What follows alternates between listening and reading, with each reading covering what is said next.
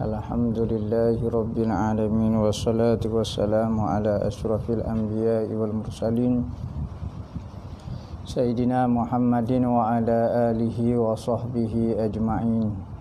Qala rabbi shrah li sadri wa yassir li amri wa hlul 'uqdatam min lisani yafqahu qawli. Subhanaka la ilma lana illa ma 'allamtana innaka antal alimul hakim. Wala haula wala quwwata illa billahil aliyyil azim. Nawaitu ta'lu wa ta'lim wa tazakkura wa tazkira wa naf'a wal intifa' wal ifadah wal istifadah wal hassa 'ala tamassuki bi kitabillah wa sunnati rasulih wa du'a ila al-huda wa dalalata 'ala al-khair ibtigha'a wajhillah wa qurbihi wa sawabihi subhanahu wa ta'ala. Allahumma inni as'aluka ilman ladunni wa mashraba safihani ya wahabu ya ghani. Qala al-muallif rahimahullahu ta'ala wa nafa'ana bihi wa bi'ulumihi fid darain amin. Rabbi yassir wa la tu'assir wa tammim bil khair wa la hawla wa la quwwata illa billahil aliyyil azim. Amma ba'du, assalamualaikum warahmatullahi wabarakatuh.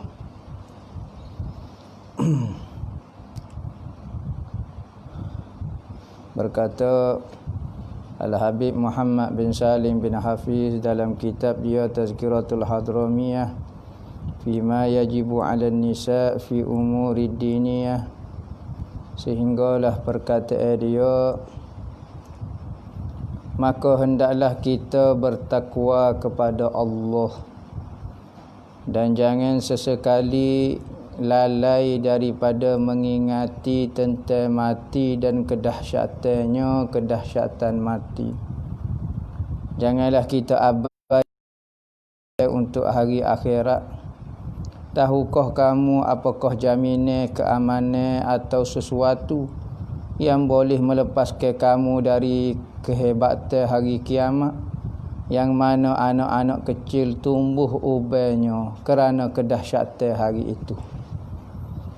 Pengarah sekarang duduk bercakap, berbahas, menyuruh kepada muslimat kita mengingati kepada akhirat, supaya timbul perasaan zuhud, perasaan tak suka kepada dunia, suka kepada akhirat. Kerana satu benda yang indah tapi yang akan hancur, sungguh akan tidak dipilih. Manakala satu benda yang kekal, yang selamanya akan menjadi pilihan. Maka apabila kita mengingati kematian, iaitu hari berpisahnya kita dengan dunia dan hari hancurnya dunia ni, maka itu adalah hari kesudahan dunia yang kita gila-gila, yang kita impikan. Maka kita akan berada pada satu kawasan, satu tempat bernama akhirat selama-lamanya. Maka apabila kita baca ayat Quran memperingati hari kiamat, apa maksud hari kiamat? Supaya tidak ada perasaan saya kepada dunia, dunia ni akan hancur. Dan supaya timbul perasaan persediaan untuk hari kiamat.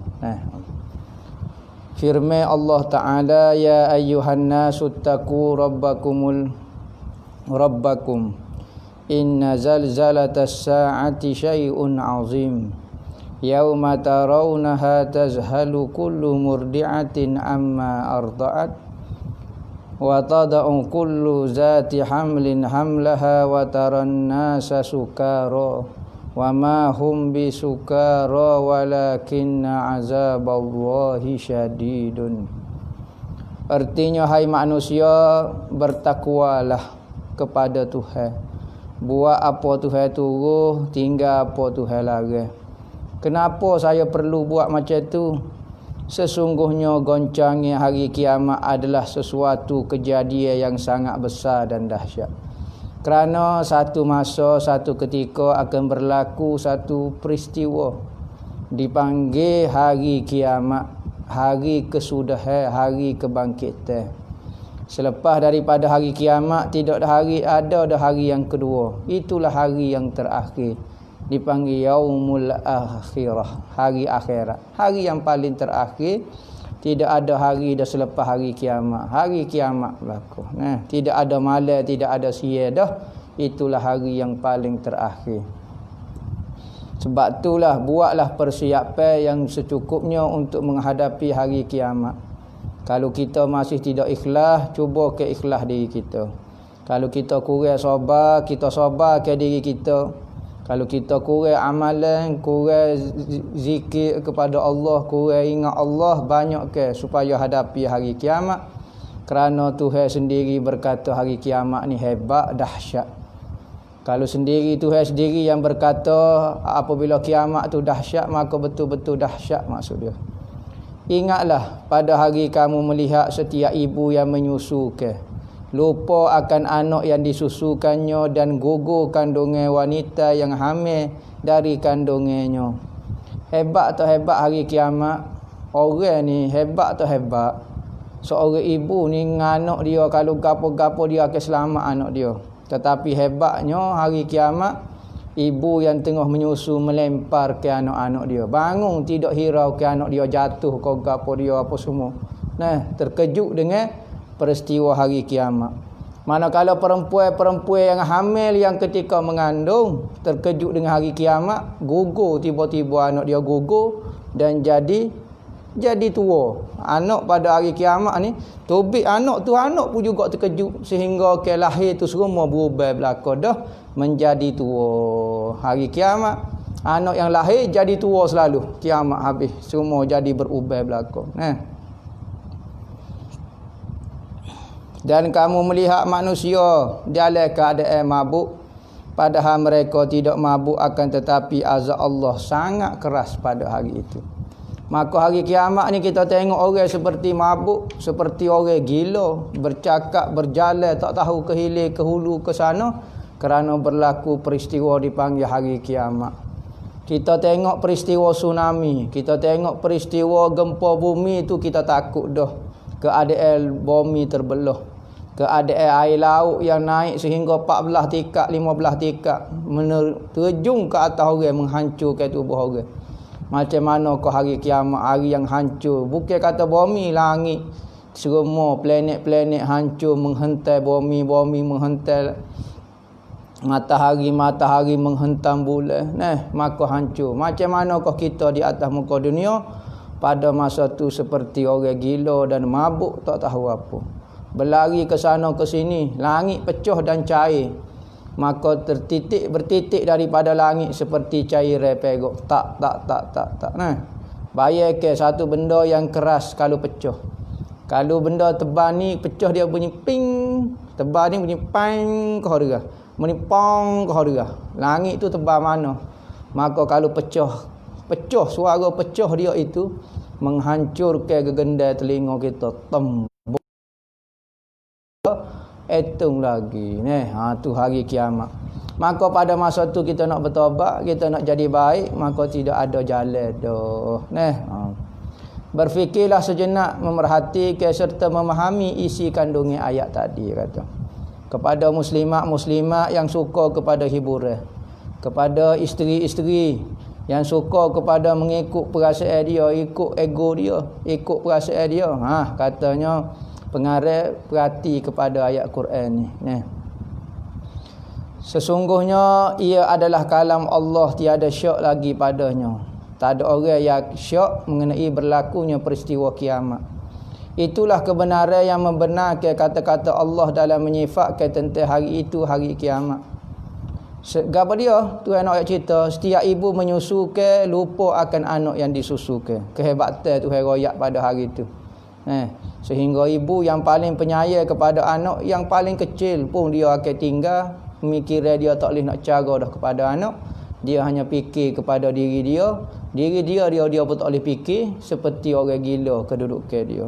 Kerana terlalu dahsyat. Seorang yang pening pun, seorang yang sakit, seorang yang tu pun dia hilang dah ingatan dia. Macam mana hari kiamat ni. Yakni setiap wanita akan terlupa dan lalai dari memikirkan tentang anak yang sedang disusuinya. Lantaran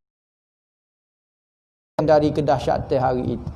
Kalau kita tengok gunung berapi, kalau kita tengok earthquake ni, gapada gempa bumi, lari habis takut juga, takut terkepit di bumi.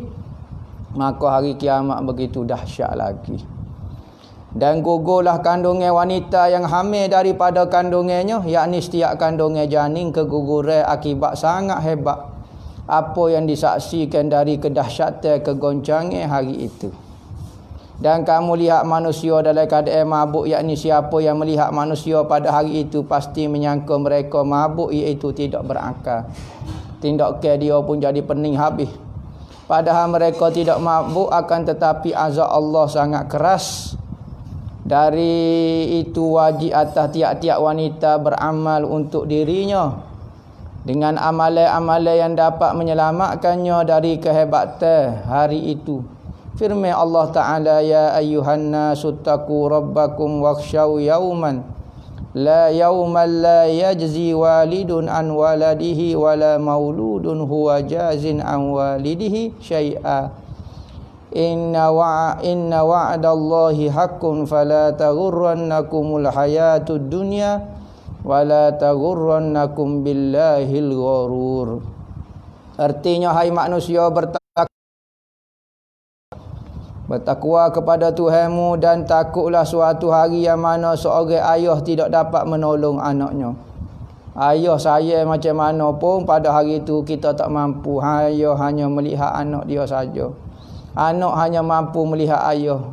Suami hanya mampu melihat isteri. Isteri hanya tidak boleh berbuat apa-apa, sedangkan diri dia pun belum tentu selamat. Seorang anak tidak dapat menolong ayahnya sedikit pun. Sesungguhnya janji Allah adalah benar, yakni peristiwa ini yang dijanjikan Allah sangat benar, bukan khayalan, bukan tipuan, betul-betul akan berlaku. Maka janganlah sesekali kehidupan dunia ini memperdayakan kamu, menipu kamu. Dan jangan pula si penipu, yakni syaitan, memperdayakan kamu dalam mentaati Allah. Jangan beri peluang kepada syaitan menipu kamu daripada mentaati Allah. Kalau kita ikut syaitan, cepat-cepat kita kembali bertaubat kepada Allah.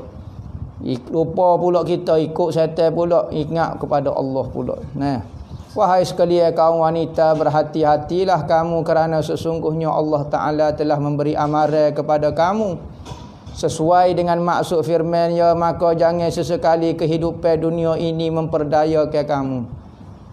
Nak jadi wanita yang solehah, di samping menunaikan segala hak suami yang perlu kita buat, di samping tu mesti ada dalam hati kita sifat takwa dan sifat zuhud daripada dunia. Jangan menyebabkan dunia menipu kamu. Kadang-kadang kita lebih membesarkan dunia daripada taat kepada suami. Kadang-kadang kita lebih membesarkan keinginan kita daripada ikut kata-kata suami kita. Maka jangan besarkan dunia berbanding dengan ibadat bertaat kepada suami. Yakni janganlah wanita tertipu dengan apa yang dimiliki daripada emas atau pakaian yang cantik dan selainnya. Dan janganlah dia menyangka bahawa kejayaan dan kebahagiaan terletak pada kebanggaan dan kemegahan. Ada orang kata hidup yang susah itu tidak membahagiakan, menderita ke saya. Maka ramailah wanita-wanita lebih suka dengan kemewahan kerana dia menyangka kemewahan itu membahagiakan dia. Emas, perak, rumah yang besar-besar itu membahagiakan dia. Sebenarnya dia tertipu, kebahagiaan itu berada di hati dia. Yang mana suasana bahagia, gembira itu tidak wujud kecuali dia muncul daripada hati yang bahagia. Rumah yang besar tetapi penduduk dia, penghuni dia tidak bahagia. Ada rumah yang kecil, miskin, susah, tetapi penghuni dia begitu bahagia. Kerana kebahagiaan itu berada di hati. Tetapi ramai wanita yang tertipu dengan segala kemewahan dunia hingga memaksa suami dia memenuhi segala apa yang ia ingin. Kerana dia menyangka dengan itulah dia mendapat kebahagiaan. Sedangkan kebahagiaan itu adalah mengingati Allah, taat kepada suami. Kita lihat satu keluarga contoh di dalam agama Allah Subhanahu Wa Taala. Keluarga Nabi itu terlalu besar sangat. Kita tengok keluarga sebagaimana Sayyidina Ali dengan Sayyidina Fatimah, pasangan yang cukup berkat, melahirkan ramai ulama-ulama, wali-wali Allah, kekasih-kekasih Tuhan, dan zuriat-zuriat Nabi sehingga sampai sekarang satu keluarga yang paling berkat. Nikahlah Saidina Ali dengan Saidina Fatimah. Nah, nikah satu rumah yang cukup kecil. Tidak ada seming, tidak ada apa. Lantai hanya berlantai ke pasir sahaja. Tidur dihampa ke sehelai kain dan dicocok-cocok. Dicucuk-cucuk tanah yang keras menjadi lembut, maka dihampa kain. Maka tidurlah Saidina Ali dengan Saidina Fatimah di atas kain tu. Dia kata, hidup yang berkat. Maka keluarga yang paling berkat, keluarga melahirkan zuriat-zuriat yang masya-Allah. Maka tak syarat keluarga yang kaya untuk mendapat kebahagiaan. Sebab itulah kalau hati kita masih berharap kepada dunia, maka kalau kita nak hidup bahagia tu payah. Kerana dunia ni payah untuk dipenuhi. Maka orang benda yang tidak dapat dipenuhi, kita tak akan bahagia. Tetapi ingatlah Allah Ta'ala, bersifatlah dengan sifat qanaah, rasa cukup. Seorang yang bahagia itu bukanlah orang yang memiliki semua benda. Ingat, seseorang yang bahagia bukanlah seseorang yang memiliki semua benda yang apa yang ia ingin. Tetapi seseorang yang bahagia adalah orang yang merasa cukup dengan apa yang ia miliki. Bukanlah orang bahagia itu orang yang memiliki semua benda yang ia inginkan. Tetapi dia adalah orang yang merasa cukup dengan apa yang ia miliki. Maka bahagia itu timbul. Seperkara lagi yang kurang elok dilakukan ialah apabila mereka menghadiri suatu majlis yang dihadiri oleh beberapa orang wanita. Maka apabila seorang wanita melihat beberapa wanita lain berhias atau mengenakan sesuatu yang tiada dimilikinya, atau miliknya sendiri tidak sama seperti yang dimiliki oleh mereka, dia pulang ke rumah dengan keadaan marah-marah serta meminta suaminya supaya mengadakan untuknya seperti apa yang dimiliki oleh temannya tadi. Ini antara fenomena di antara kegilaan muslimat kita. Muslimat sebenarnya tak gila, tetapi apabila nafsu menguasainya, maka dia menjadi gila. Dia pergi satu majlis, pergi suatu event, satu perayaan, satu gapo, dia tengok saudara dia, tengok kawan dia berpakaian lebih indah daripada dia, gelar rata lebih banyak daripada dia, maka dia balik ke rumah melihat suami dia setelah cuai, memaksa-maksa suami dia untuk memberi keinginan dia supaya dia tidak malu berhadapan dengan kawan-kawan dia tu. Maka menyebabkan dia memaksa suami dia, dan suami marah kepada dia dan dia marah kepada dia. Akhirnya kerana sifat tamak dan sifat cinta kepada dunia, akhir sekali keluarga dia menjadi hancur. Tu. Sebab itulah wanita tu penting sangat bersifat dengan sifat qanaah, merasa cukup dengan apa yang ia miliki. Jangan minta lebih, bahkan bersyukur tu lebih. Banyak ke bersyukur, banyak ke berterima kasih kepada Allah dan kepada suami. Apakah dia menyangka semua itu dapat menyelamatkannya daripada api neraka? Adakah dengan dia rasa permintaan dia itu dipenuhi daripada suaminya, dengan dia marah kepada suami dia, menyebabkan dia derhaka kepada suami dia, itu gelar emas yang dia perolehi dapat menyelamatkan dia daripada neraka Allah? Tentu tidak sekali. Ataupun semua itu dapat memasukkannya ke dalam syurga ke? Beli barang emas masuk syurga? Tak. Dengan cara derhaka kepada suami, maka orang ni gelar emas tak dapat menyelamatkan dia. Kenapa dia tidak menyedekahkan sahaja hartanya kepada orang-orang yang memerlukan walaupun sedikit daripada apa yang dibangga-banggakan oleh saudaranya yang beriman? Sedekah itulah yang dapat memberi manfaat kepadanya di hari akhirat, lalu ia memetik buahnya apabila mati kelak. Sepatutnya apabila kita tengok harta kita tu banyak, maka kita kena banyak bersedekah kepada Allah, sedekah kepada manusia. Sehingga ke ayat Quran kata, man yukridullaha qardan hasana, sehingga ke dalam bab bersedekah Allah Ta'ala seolah-olah merayu kepada kita, memujuk kita. Siapa diakah yang ingin memberi pinjam kepada Allah? Tuhan kata, saya nak pinjam kepadamu. Mu ada duit ke tak? Aku nak pinjam kepadamu 100, nak wi kepada orang miskin. Maka kita wi kepada orang miskin seolah-olah kita wi pinjam kepada Allah. Tengok ayat. Tuhan bukan nak memaksa kita, tetapi seolah-olah nak merayu kepada kita. Tuhan berlemah lembut bercakap dengan kita.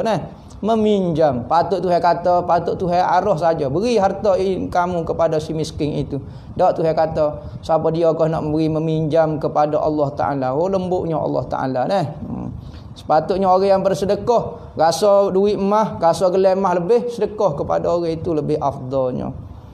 Adapun apa yang mereka pergunakan dari berbagai jenis perhiasan, barang kemas dan pakaian atau apa yang ditinggalkan oleh warisnya, mereka tidak mendapat apa-apa ganjaran, bahkan jika ada perasaan riak di dalam hatinya ataupun takabur, maka semua itu hanya menyebabkan ditimpa bala ke atasnya dan penyesalan yang tidak sudah-sudah. Sepatutnya harta-harta itu disedekahkan kalau nak jadi muslimat lah. Bukan kata wajib, tetapi dari sudut afdalnya. Kalau kita ada untuk kita pakailah pakaian tu. Tetapi kalau dah berlebihan sangat, boleh kita bersedekah, dan itu yang lebih afdal.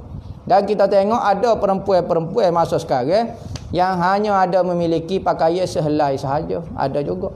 Semua pakaian dia hadiah ke orang, semua harta dia hadiah ke orang, hanya tinggal rumah dia, sejadah dia, kain sembahyang dia sahaja. Ada orang macam tu. Maka orang lagu ni cepat dia dengan Allah, cepat masuk syurga. Kerana tidak perlu lagi hisap, tidak perlu lagi harta dia dikira, kerana dia dah beri kepada Allah Ta'ala semuanya. Sudah tidak memiliki apa-apa, maka dia pergi direct kepada Allah Ta'ala, pergi direct kepada syurga. Maka berjaga-jagalah dan beringat-ingatlah wahai wanita mukminat sekalian. Andainya kamu benar-benar percaya benda-benda melampau batas dan perhiasan dunia ini mewajibkan masuk neraka, maka berlakulah dengan hati kamu di dunia dan berpadalah dengan apa yang ada serta memudahkannya, rela hati. Kalau merasa dengan harta kamu ini kadang-kadang membawa ke kamu kepada neraka, maka belajarlah berzuhud, belajarlah rela. Bukan kata beri semua harta yang kita miliki, tidak salah kalau kita menyayangi harta kita, kita simpan molek-molek. Tetapi jangan sampai menghalang kita daripada nak menunaikan ibadat, sehingga tak bayar zakat, sehingga tak beri sedekah. Hak tu orang yang sayang kepada dunia. Tetapi orang yang menjaga harta dia tidak menunjukkan dia sayang kepada harta dia. Janganlah seorang wanita itu menyangka dirinya lebih mulia dan lebih tinggi martabat daripada Sayyidina Fatimah binti Rasulullah, pemimpin semua wanita syurga. Kerana sesungguhnya beliau yang mengisah. Ni cerita Sayyidina Fatimah, orang yang paling mulia, ketua kepada orang yang masuk syurga. Kalau wanita, ketua dia adalah Sayyidina Fatimah. Ketua dia dalam ramai-ramai, maka ketua tentulah layannya dan apa yang ia perolehi dalam syurga lebih daripada orang lain. Maka ketua dia, nama dia Sayyidina Fatimah ni, Nabi jamin dah dia masuk syurga. Lagu mana kehidupan dia? Beliaulah yang mengisah kisah, racu, menghaluskan gandum, menguli, lepas pada halus, uli pula tepung, dan membuat roti dan menghambakan dirinya. Jadi hamba kepada Sayyidina Ali. Pada suatu hari beliau datang menemui ayahnya baginda, mengadukan hal yang terlalu banyak tugas rumah tangga yang harus diselesaikan sehari-hari. Bukan duk main handset, bukan duduk chatting, bukan duk tengok Instagram, bukan duduk tengok gapo dia. Sayyidina Fatimah tugas dia semua buat kerja rumah. Sayyidina Fatimah tak pernah hoyak kepada Sayyidina Ali, ni bukan tugas saya. Tak pernah terkeluar pun daripada mulut Sayyidina Fatimah, ni tugas awak. Tak pernah. Dialah yang mengangkut air daripada perigi di luar, keluar waktu malam takut dilihat. Waktu malam baru Sayyidina Fatimah keluar, ambil air, menguli tepung, jaga anak, macam-macam. Dialah yang menguruskan. Akhir sekali penatlah kerja harian dia. Maka dia meminta supaya ayahnya memberi seorang khadamah. Penat dia, maka dia minta daripada ayah dia, kalau ada ya, wahai ayahanda, ada khadam-khadam, pekerja-pekerja ayah kau, hamba-hamba, boleh saya naklah seorang untuk membantunya di rumah. Rasulullah lalu berkata kepadanya, mahukah aku ajar kepada kawanmu satu yang lebih baik daripada khadamah? Maka katanya ayahmu, ginilah wahai Fatimah, ayah nak ajar satu zikir kepada anak anda, supaya anak anda rasa lebih baik daripada mendapat seorang pembantu. Zikir ni dapat memberi Fatimah, dapat menyebabkan Sayyidina Fatimah rasa kuat, rasa bertenaga. Lebih daripada dapat seorang pembantu. Sayyidina Fatimah menjawab, "Ya, aku mahu ya Rasulullah." Baginda meneruskan, "Apabila engkau berbaring di atas pembaringan, okey, kamu mula nak tidur dah, pagi nak tidur malam, maka bertasbihlah 33 kali subhanallah, bertahmid 33 kali alhamdulillah, dan takbir 33 kali." Ni dipanggil tasbih Sayyidina Fatimah. Amalan ni dipanggil tasbih Sayyidina Fatimah. Iaitu tasbih 33 alhamdulillah Allah akbar. Lalu engkau sempurna ke genap ke 100 dengan la ilaha illallah wahdahu la syarikalah, lahul mulku wa lahul hamdu yuhyi wa yumit wa huwa ala kulli syai'in qadir. Atau sebagaimana yang telah disabdakan oleh Nabi sallallahu alaihi wasallam. Maka apabila lagu tu Sayyidina Fatimah merasa ke tubuh dia rasa bertenaga. Maka antara amalan kepada muslimah kita yang selalu berkhidmat di rumah supaya tubuh dia rasa bertenaga, amalah zikir Fatimah setiap kali hendak tidur. Ketika dia uzur pun boleh buat, kerana dia hanyalah tasbih bukan ayat Quran. Jadi ambo ijazahlah amalan ini sebagaimana saya terima daripada guru saya, amalan zikir Sayyidina Fatimah. Lelaki boleh amal juga, perempuan pun boleh amal juga. Maka lihat pula lah bagaimana jawapan Nabi kepada puterinya, bagaimana ia tidak reda apabila gunung hendak dijadikan emas untuk dia. Rasulullah sendiri apabila ditawarkan emas, gunung menjadi emas. Bahkan baginda mengatakan, "Aku lebih suka berlapar 1 hari dan kenyang 1 hari. Ketika aku lapar, aku sabar. Ketika aku kenyang, aku bersyukur. Kalau sentiasa kenyang, mungkin aku lupa untuk bersyukur. Dan kalau aku sentiasa lapar, mungkin aku tidak tahan untuk bersabar." Maka kenyang lapar. Itulah kehidupan Rasulullah. Aku lebih suka. Tidakkah engkau pernah mendengar hadis Nabi SAW yang telah kami sebut di atas? Kalaulah dunia ini bernilai di sisi Allah hanya sebelah sayap samuk, nescaya orang kafir tidak akan dapat minum walau di dunia walaupun seteguk air. Jelasnya setiap lelaki wanita yang melihat hal-hal berlaku di dunia ini dengan mata hatinya basirah, pandangan mata hati, yakni tengok dengan ilmu, pemerhatian, akal dan hati dan perasaan berpandu dengan Al-Quran dan hadis, maka muncullah satu mata dipanggil mata hati. Mata ini banyak menipu. Pandangan mata ini banyak menipu, mata zahir ni. Tetapi pandangan mata hati yang bercampur dengan makrifat, sifat zuhud, sifat gapo, pandangan mata hati inilah yang lebih cerah, yang lebih benar. Nescaya dia akan mendapati bahawa dunia yang diberikan kepada orang kafir dan orang fasik lebih banyak daripada dunia yang diberikan kepada orang Islam dan para salihin. Apakah ini melambangkan kemuliaan mereka di sisi Allah? Kalau kita tengoklah dengan mata hati kita, kita tengok sekarang lah fenomena sekarang. Siapakah yang menguasai dunia? Siapakah yang menikmati dunia sekarang? Kita tengok orang kafir betul-betul menikmati dunia. Manakala orang Islam sekarang ditindas tidak memiliki dunia. Adakah Tuhan memberi satu benda yang ia sayang kepada? Kalaulah benda yang disayangi, tentu Tuhan tak akan beri pun kepada orang kafir. Tapi menunjukkan dunia ini tidak disukai oleh Allah, tidak diminat, dibenci oleh Allah, maka diberi sebanyak-banyaknya kepada orang kafir. Demi Allah, tidak sekali bahkan semua itu merupakan bala dan ujian buat mereka orang kafir itu sendiri. Tidak pernahkah kamu mendengar firman Allah Ta'ala, "Fala yu'jibka amwaluhum, fala tu'jibka amwaluhum wala auladuhum, innama yuridullahu liyu'azibahum biha fid hayatid dunya wa tazhaqa anfusuhum wa hum kafirun." Artinya, maka janganlah harta benda dan anak-anak mereka menarik hatimu. Jangan menyebabkan kamu merasa tertarik dengan anak-anak mereka dan harta mereka. Harta orang kafir, anak orang kafir, pakaian anak orang kafir, kita pakaian orang Islam kena tutup. Pakaian orang kafir, pakai baju saja seluar tak pakai. Harta mereka menarik kita, kemewahan dia, kereta dia, teknologi dia. Jangan menyebabkan kamu terhairan dengan dia, rasa ajaib, takjub Rasa tertarik, berminat, terpikat dengan harta mereka. Sesungguhnya Allah menghendaki untuk menyeksa mereka dalam kehidupan dunia dan kelak akan melayakkan nyawa mereka sedang mereka dalam keadaan kafir. Sedangkan Tuhan beri itu hanya nak menyeksakan mereka lagi pada hari akhirat. Firman Allah Ta'ala lagi, innama amwalukum wa auladukum fitnah wallahu indahu ajrun azim.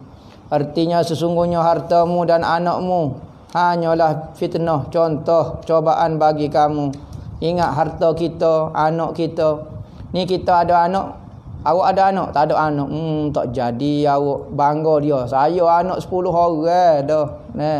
Rasa bangga. Ingat anak kita hanya untuk berbangga-bangga. Kadang-kadang kita menghina pula orang.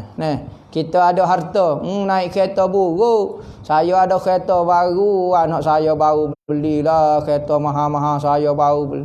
Kereta buruk pitu pun nak cabut, malunya saya nak naik, sakit pinggang saya nak naik. Itu harta dan anak-anak yang jadi fitnah ujian.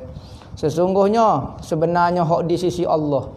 Setiap benda yang kita serah kepada Allah, pahala, dari sudut zakat kita, harta kita ke apa dia, hak di sisi Tuhan tu adalah di sisi Tuhan banyak lagi pahala-pahala yang besar-besar. Orang miskin boleh buat, orang kaya boleh buat. Firman Allah Ta'ala lagi, wa ma amwalukum wala auladukum billati tuqarribukum indana zulfa. Dan bukanlah harta dan bukan anak-anak kamu yang mendekatkan kamu kepada kami sedikit pun, tetapi sifat takwa kamulah yang menghampirkan kamu kepada kami. Tu hendaklah kita dengar nasihat-nasihat perempuan-perempuan supaya hati dia jangan terlekat dengan dunia.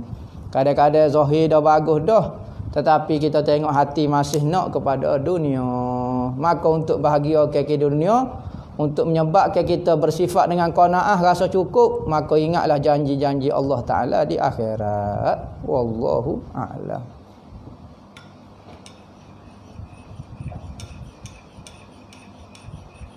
Salah.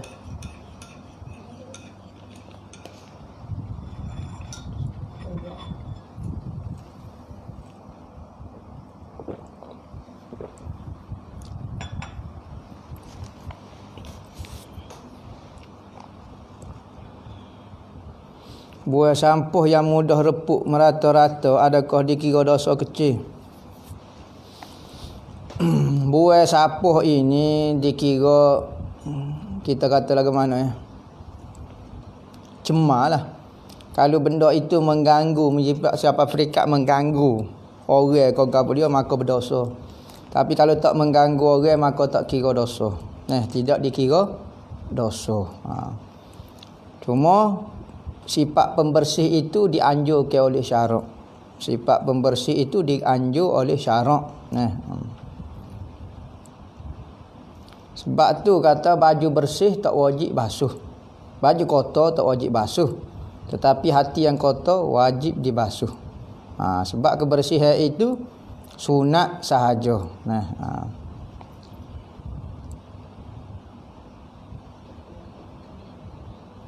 Bagaimana nak tetap ke solat di awal waktu? Solat di awal waktu ni kita semaya awal waktu lah orang bel.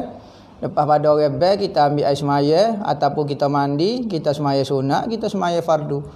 Jangan belorak sangat, jangan kejar-kejar. Kita buat ibadat bukan disiplin. Ingat, Islam tidak mengajar disiplin. Islam tidak mengajar seperti teori Jepun. Hidup mesti ada budaya sivik. Lagu tu. Islam tidak mengajar. Islam mengajar ketenangan di dalam membuat sesuatu dan ikhlas di dalam sesuatu benda. Buat dalam keadaan kesempurnaan kita semaya apa dia, jangan terlalu lorak-lorak sangat. Lebih-lebih lagi dalam waktu Isya ni. Waktu Isya ni ada ulama kata sunat kita perlewat ke sembahyang, ada ulama kata sunat awal ke sembahyang. Sahabat-sahabat dulu dalam hadis riwayat Imam Muslim, Nabi perlewat ke sembahyang sehingga satu suku malam. Malam ni bagi 4. Contohnya malam ni 12 jam, bagi 4 jadi 3 jam. Maghrib pukul berapa? Okey, maghrib pukul 7.30. Okey, 7.30 capur 3 jam. Dalam pukul 10.30 baru Nabi sembahyang Isya. Kerana dalam hadis tu sahabat-sahabat sehingga menunggu Nabi sembahyang Isya, sahabat tidur di dalam masjid. Maka nak kata Nabi sembahyang lewat sembahyang Isya. Lebih-lebih lagi kita pelewat ke sembahyang Isya, contohnya tujuan untuk belajar. Maka tak apa dibenarkan oleh syarak. Bahkan kita tengok kebanyakan pondok buat macam tu. Dilewat ke sembahyang Isya kerana nak belajar. Tapi untuk buat tak boleh lah. Untuk belajar, untuk gapo. Cara nak mengamalkan selawat Fatih kita sebut dah dulu dah. Lepas subuh 41 kali. Lepas subuh baca selawat Fatih 41 kali. Maka saya ijazah ke amalan ni sebagaimana hamba terima daripada guru hamba.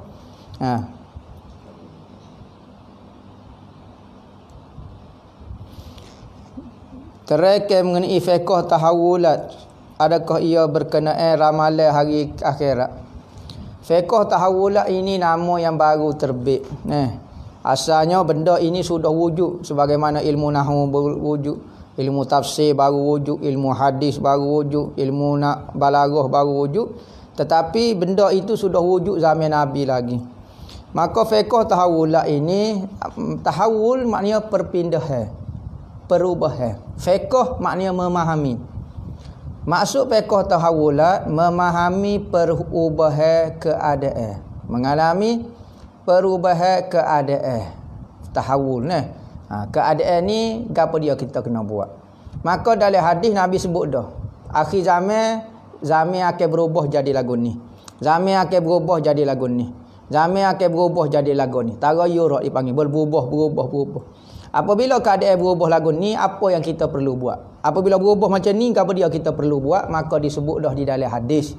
Maka ilmu ini dipanggil fiqh tahawulat, memahami perubahan keadaan semasa dan apakah tindakan kita untuk menghadapi keadaan ni. Maka disusung oleh ulama macam mana apa dia tindakan kita. Kerana apa? Kerana apabila setiap benda berubah, maka ulama-ulama pada masa tu akan beristihad, akan mengutubi hukum. Ada orang jahil waktu bi hukum, apa dia kita nak ikut? Maka tak lain tidak bukan kita kena ikut Al-Quran dan hadis. Kerana ijtihad ulama pada masa tu kadang-kadang mengelirukan.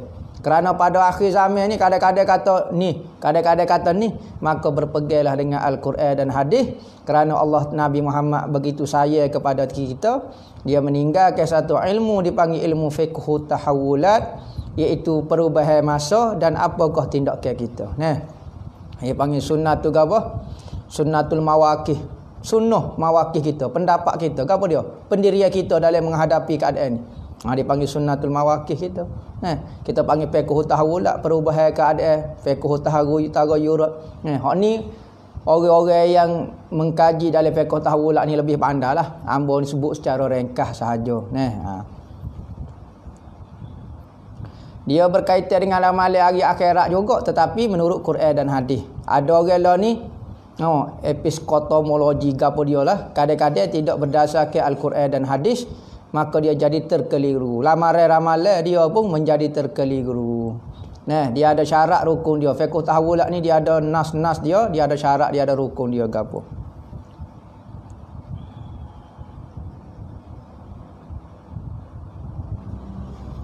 Pertama yang mustahil bagi akal, adakah Allah Ta'ala boleh cipta? Tak boleh cipta lah benda mustahil.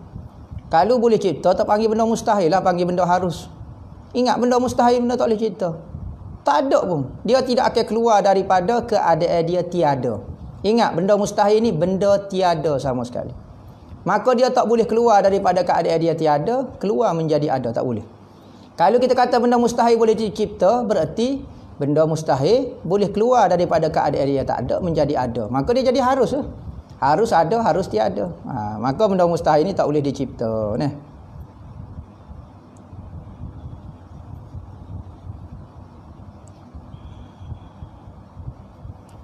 Bagaimana nak hadapi orang yang merendahkan keturunan Nabi? Sadah. Ingat, Nabi sendiri suruh muliakan anak cucu dia. Nabi sendiri suruh sayang kepada anak cucu dia. Nabi sendiri suruh jaga anak cucu dia. Kita orang Muslim pun kita kena jaga anak cucu Nabi kita, lagi-lagi lah kita kena jaga.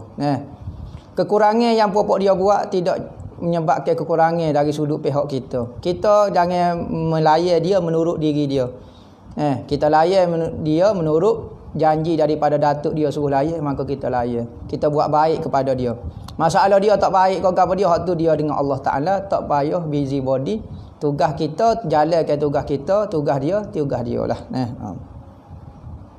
Istiqamah dalam ibadat, buat jadual dalam amalan kita dan kekalkan.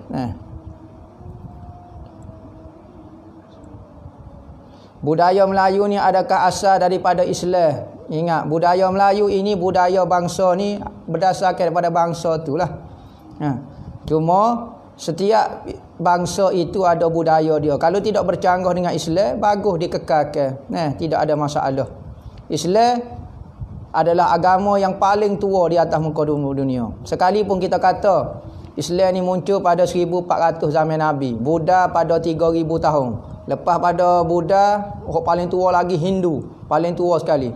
Bukan sebenarnya. Agama paling tua sekali adalah agama Islam, agama mentauhidkan Allah, iaitu agama makhluk yang pertama nama Adam alaihi salam, maka dia membawa agama Islam. Itulah agama yang sebenar bagi manusia. Tetapi apabila sesak dia menjadi Hindu, jadi Buddha, jadi etis, jadi Kristian, jadi gapo, itu kerana kesesatan dia. Maka setiap apa-apa saja yang budaya Melayu tak bercanggah dengan Islam, kekalkan, tak ada masalah apa. Lebih-lebih lagi kita tengok budaya Melayu ini banyak diserapi dengan Islam, budaya-budaya Islam banyak tu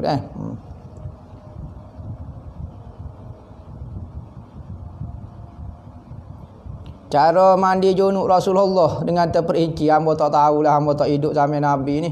Cuma dalam hadis kata, dalam kitab-kitab kata cara nak mandinya, ambil air semaya dulu, ataupun basuh kemaluan dulu, basuh kemaluan pergi ke tandas, basuh dulu, kecing apa semua, basuh apa semua. Basuh kemaluan kita, kalau jatuh tu masuk sebelah depan tu sikit, patut belakang sikit, basuh ke. Kemudian ambil air semaya, niat mengangkat hadas besar daripada dua kawasan tu, kemudian ambil air semaya biasa, lepas tu niat mengangkat hadas besar seluruh tubuh, mandilah biasa gitu. Macam mana jalan nak kenal Allah, sunnatullahnya kena belajarlah. Cari orang yang kenal Allah, maka dia akan memperkenalkan Allah kepada kita. Kalau orang yang memperkenalkan ilmu kepada kita, orang itu tidak memperkenalkan Allah. Katanya seorang guru, katanya ulama dalam kitab-kitab sufi ada sebut, siapa yang menunjukkan kamu kepada dunia, orang ini mencelakakan kamu. Sekalipun dia dalam bentuk agama. Dan sesiapa yang mengajak kamu kepada taat, ajak kepada kamu kepada ibadat, maka orang ini memenatkan kamu. Dan siapa yang mengajak kamu kepada Allah, orang inilah yang betul membimbing kamu. Maka itulah mursyid-mursyid. Orang yang kenal Allah, maka dia akan bawa kepada Allah. Orang yang kenal ilmu, dia akan bawa kepada ilmu. Orang yang kenal ibadat, dia akan bawa kepada ibadat. Maka bawalah, carilah orang yang bawa kita kepada Allah. Maka untuk sampai kepada Allah, kita kena lalu 3 jalan. Sunnatullah. Pertama, lalu jalan guru kita. Kita kena mencari seorang guru, maka gurulah memperkenalkan Rasulullah kepada kita. Kerana Allah Ta'ala dalam hadis-hadis kitab-kitab sufi kata, pintu kepada Allah ditutup kecuali pintu Muhammad. Maka untuk sampai kepada Muhammad, kena cari seorang yang memperkenalkan Nabi kepada kita. Maka bila kita kenal guru kita, kita akan kenal guru kita, maka kita kenal Nabi Muhammad. Dia perkenalkan Nabi Muhammad. Apabila kita kenal Nabi Muhammad akan perkenalkan Allah kepada kita. 3 jalur tu. Guru, Nabi dan Allah Ta'ala. Tu sunnatullah. Kalau kita nak boleh kenal tanpa belajar, boleh, tu rezeki lah. Amalan untuk kuatkan tenaga batin. Ya qawiyu ya matin. Ya qawiyu ya matin. Patu gapo dia seneme lah. Seneme tenaga batin lah. Tu seneme dia lah. Cara seneme keking kaki gapo dia biasa lagu tu lah. Kok masyhurnya. Amalan ni hamba tak ingat. Qahar tu antara amalan asma-asma yang kita guna untuk kuatkan tubuh. Ya Qahar, ya Qawi, ya Matin. Orang Tino nak suku kuat tenaga batin juga. Astagfirullahalazim. Orang Tino ni kuat dah, orang jatuh lah. Orang Tino ni biasa dia kuat dah lah. Lagu mana tak tahulah. Hak tu kena belajar hamba pun tak reti juga ni. Biasa berkait dengan makanan lah. Berkait dengan makanan, perempuan tu kena jaga makanan dia juga. Dan berkait dengan faktor usia. Kalau dia dah dekat dengan menopause, apabila perempuan ni tak ada benih dah, biasanya dia panggil apa dah? Hormon seks dia tu lemah dah. Dah tak ada dah telur, maka biasa dia akan kurang mengenai benda lagu ni. Tenaga makanan dan mental dia. Kalau dia tekan dia gapo dia tak kuat. Segar ke fikiran dia.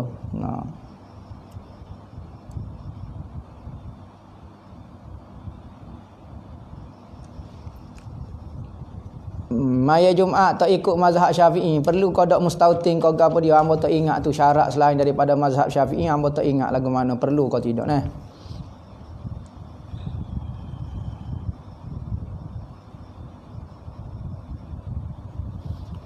Lagu mana penyakit ilmu asah untuk peringkat mubtadi. Nah, lo ni banyak online nak pilih hok mana. Ngajilah hok mana-mana, hok nampak kita rasa ada fawaid, ada maklumat penting bagi kita. Nah, benda asasi, maka hok tulah.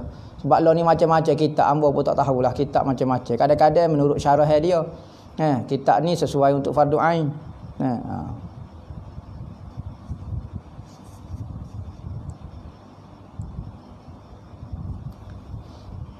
Ketika maya Isya kita rakaat ketiga, tiba-tiba tu imam sujud sawi, tu imam habis dah, kita masbuk kali, maka kena ikut tu imam, tu imam sujud sawi pun sujudlah sawi, tak batal kita nah.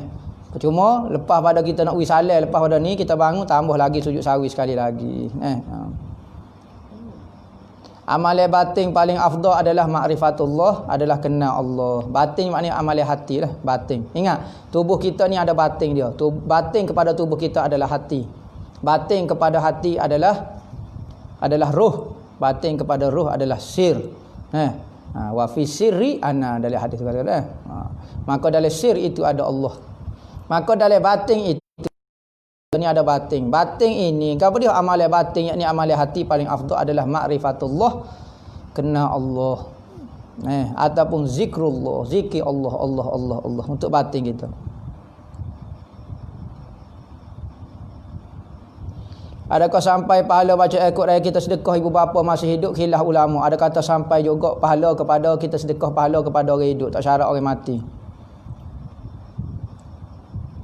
Kalau tak mandi wajib, tak ambil wuduk, sentuh kemaluan.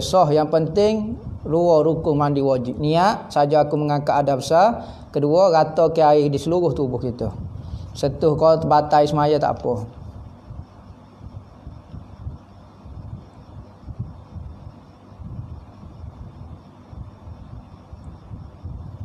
Dia kata tanda malam Lailatul Qadar, nampak putih belakang dalam bilik. Apakah maksud dia Lailatul Qadar? Hamba no komen, tak boleh nak jawab tu. Apa dia maksud? Mungkinlah Lailatul Qadar. Maka berdoalah pada malam itu, mudah-mudahan dimustajabkan doa. Ada seorang nama Tok Bendai Daya. Tok Bendai Daya ni merupakan tuk kepada Pak Dok apa semua. Maka satu hari dia dapat Lailatul Qadar. Malam Lailatul Qadar, dia tengok semua pokok sujud. Maka bila dia rasa lagu tu, maka dia berdoa supaya Allah Ta'ala jadikan 7 keturunan dia orang alim belaka. Maka mustajab doa dia semua jadi orang alim belaka. Mana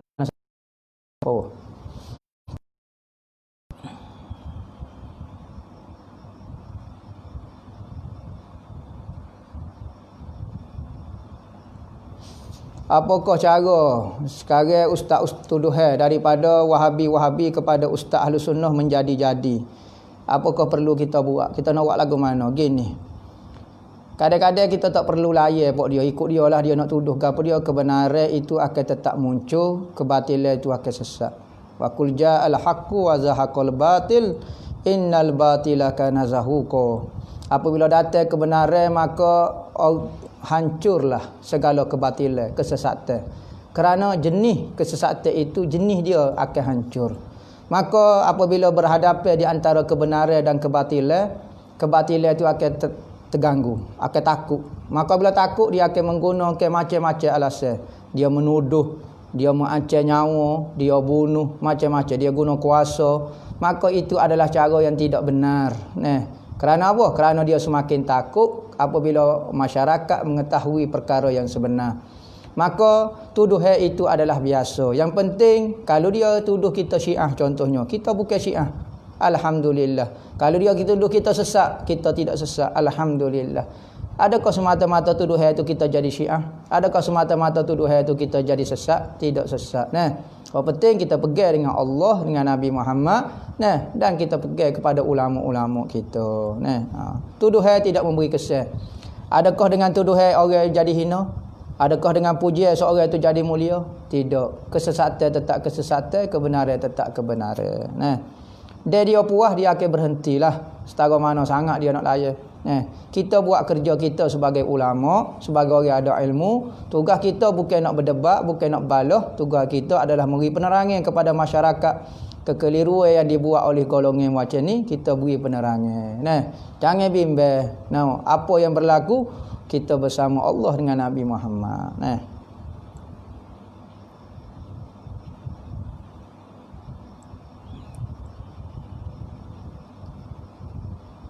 Ada orang masih keliru lagi dengan Wahabi. Orang keliru dengan Wahabi, orang masih tak faham Ahlussunnah wal Jamaah. Biasalah Wahabi yang keliru juga. Bukan kata bab agama keliru. Lah ni orang nak beli puyuk keliru. Orang ni kata dia asli, orang ni kata betul, orang ni kata ni, orang ni kata murah, orang ni kata gapo, tu beli puyuk. Bagai dunia agama, tiba-tiba kita tak pernah belajar, tiba-tiba kita tengok sekarang netizen kan, masyarakat hok jahil tu okey, dia yang mengkomen. Dia kata ustaz ni sedap, dia kata ustaz ni betul, dia kata ustaz ni baik. Ustaz ni Wahabi misal contohnya. Kadang-kadang ustaz ni tak sedap, ustaz ni syadik, ustaz ni gapo dia. Ustaz ni yang baik, ustaz ni yang jujur, ustaz ni yang ikhlas, yang betul dengan Allah. Maka pengiktirafan daripada masyarakat tidak menentukan pengiktirafan di sisi Allah Subhanahu Wa Taala. Gitulah minat orang kau kepada dia. Yang penting kita dalam keadaan benar. Tugas saya sebagai orang yang belajar agama hanya menyebarkan ilmu sahaja, memberi penerangan kepada kekeliruan. Apa-apa yang dibawa keliru, maka tugas hamba dah. Memberi penerangan, bukan untuk berdebat, bukan untuk gapo dia. Maka pilihlah benda-benda yang baik berdasarkan Al-Quran dan hadis, bukan menurut penilaian kita. Kadang-kadang kita tengok orang yang menilai itu Quran hadis pun tak pandai, hadis pun tak tahu apa. Mudah-mudahan Allah tunjuk kebaikan kepada kita dan beri izin kepada kita ikut dia. Allah Ta'ala tunjuk kesesatan itu sesat, dan Allah Ta'ala jauh kesesat itu daripada kita. Kita berlindung daripada Allah, daripada syirik zahir, syirik khafi, syirik batin, semuanya. Dan kita bergantung dengan Allah, bukan bergantung dengan ilmu kita untuk mencari ma'rifatullah. Wallahu a'lam. Bismillahirrahmanirrahim. Allahumma khtim lana bi husnul khatimah wa la takhtim alaina. Alhamdulillahi rabbil alamin.